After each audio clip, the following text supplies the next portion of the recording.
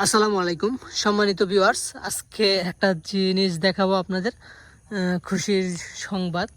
আমি যখন এই আঙ্গুর চাষ করি তখন অনেকেই বলেছে এটা টক হবে বা এটা সবুজ হবে।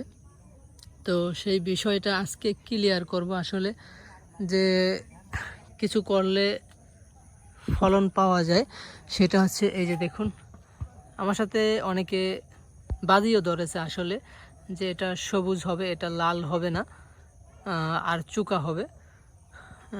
আসলে এই যে কালার চলে আসছে, এটারও কালার আসতেছে।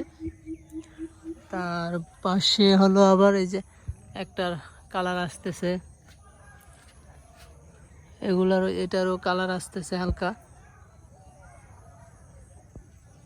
তো আসলে এই জিনিসটার জন্যই মূলত আমি অনেক দিন অপেক্ষা করেছি। আসলে আমিও একটু দ্বিধাদ্বন্দ্বে ছিলাম আসলে জাত আমার সঠিক কিনা।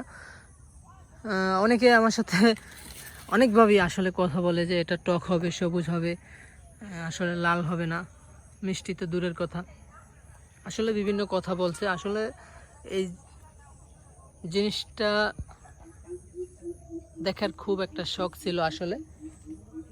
শুকরিয়া, আলহামদুলিল্লাহ।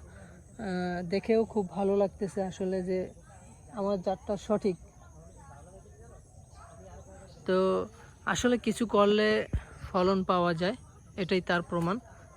আসলে এটা আসলেই বাইকনুর জাত, সবুজ সবুজ না, এটা মিষ্টি বাইকনুর একটি জাত।